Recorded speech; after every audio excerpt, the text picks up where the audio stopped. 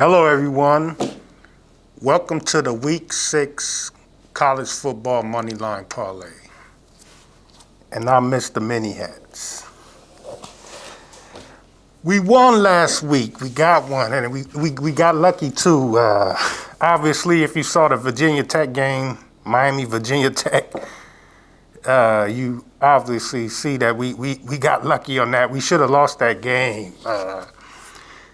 They ruled it in our favor, so we'll take it.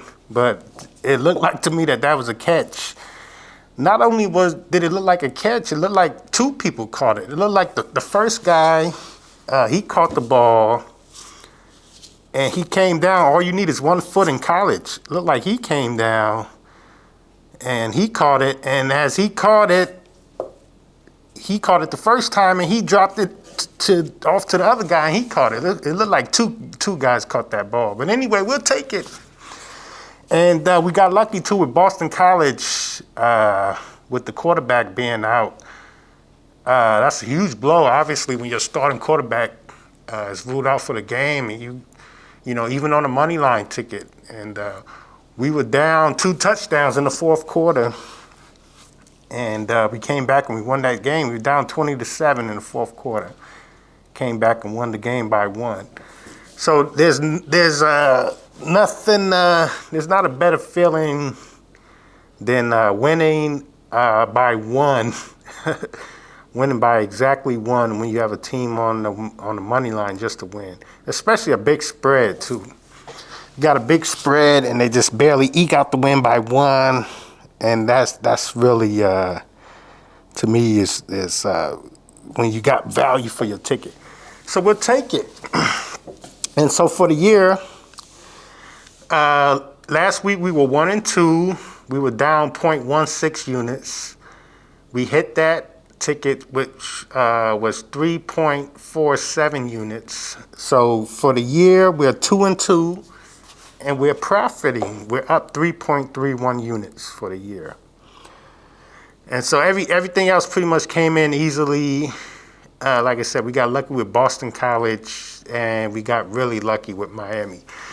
So easily, I could be sitting here today talking about how we lost this ticket on a Hail Mary at the end.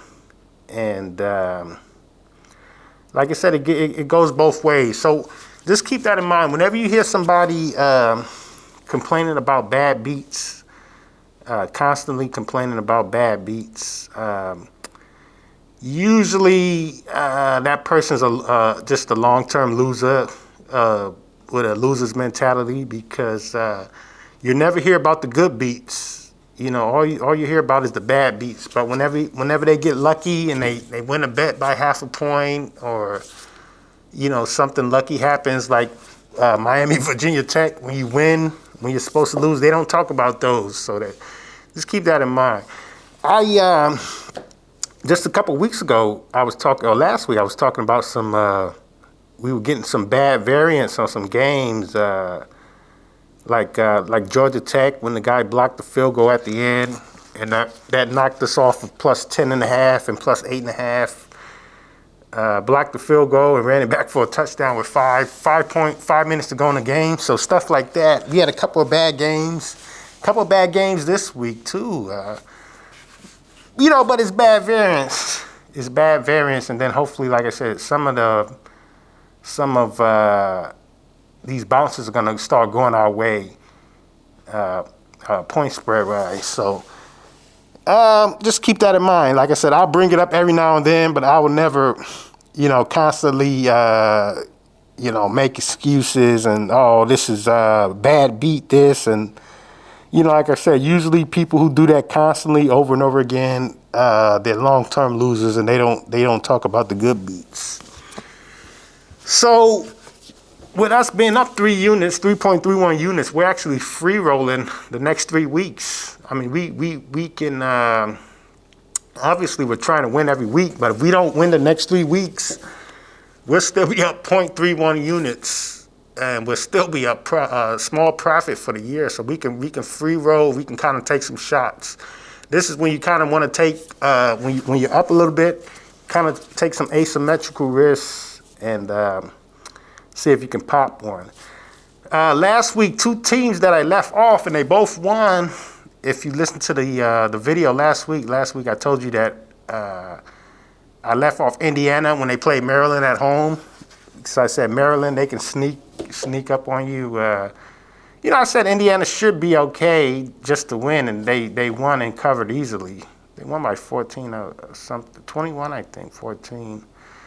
And the other game I left off, really silly of me to do that, was Iowa State at Houston, and it was close for a little while, and then they couldn't do anything. I mean, at home they get shut out 20-0.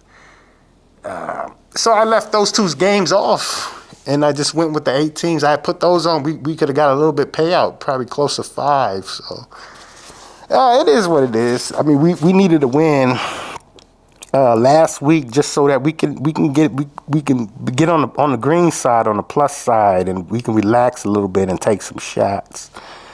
So we did get lucky, but we lost some too that we should have won too. So it kind of all evens out. But we could easily be 0-4 through. We didn't do one the first week. We could be 0-4 and be down 4 units easily. But we're 2-2 and we're up 3.31 units. So let's keep it going, and let's move on to this week. So we got 10 teams for this week. I don't usually do more than 10 teams unless it's just a real like chalky week where I really see a lot. I might go to 11 or 12 just to increase the payout. Like if I have a lot of chalk on the ticket. It's usually going to be 8 teams, between 8 and 10 teams, 10 teams max. So I got another one for this week. The first one we're going to take is Sam Houston, minus 385, currently at Christopher's. You could probably get a better price than this if you shop around, but these are from Christopher, the sharpest book in the world. So these are his money lines.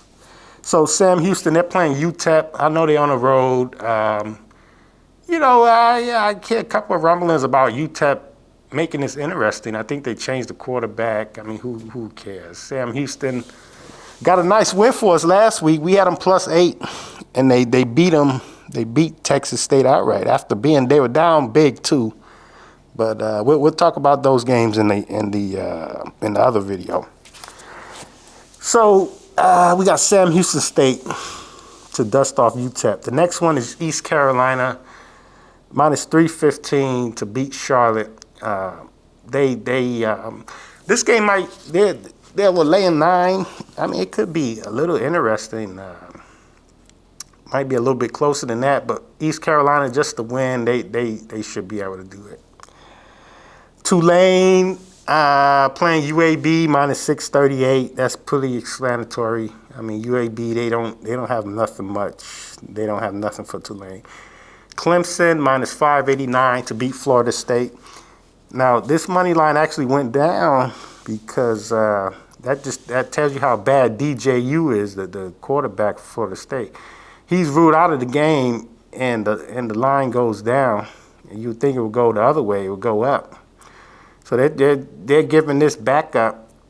They're giving him a better shot than DJU because the line is down to 14 now. Open up at 15.5, I believe. And as soon as they announced that DJU was out, the lines went down and started going down. It could be a fake. It could be it's early in the week. There's somebody trying to dummy that line. That's a possibility. So don't be surprised come Friday, Saturday game time, his line is up to 17 for Clemson. I suspect that's what this is. That's somebody's out there trying to dummy this line because the quarterback is out, and you don't know. Well, the backup for Florida State, I think we saw a little bit of him this year. I think he came in for a little bit. Maybe some garbage time or something. I forgot. But, yeah, how do you know what you're going to get from this guy? You're going to bet the line. But then again, we look at UNLV. I mean, with Sluka, with the quarterback. He want to sit. We don't know what we're going to get from UNLV quarterback, and that guy come in and he looked better than the starter. So, you know, I certainly don't know everything, but there's some people out there that know some things and got some information. So, who knows? But I suspect this line to be trending the other way. I think there's somebody out there trying to dummy this line right now, early in the week while it's cheap. And then they're going to nail it. They're trying to get it under 14. When it get to 13 and a half, 13, that's when they're going to nail it. That's what the plan is, I believe. So the next game, we got is Navy to beat Air Force, and this is just a different Navy team. This is a strong Navy team, and they really impressed me when they beat Memphis. They really did that. They impressed me with that, the way they played in that game. So they should dust them off. You got Tennessee to dust off Arkansas. That's a strong Tennessee team. Army to dust off Tulsa.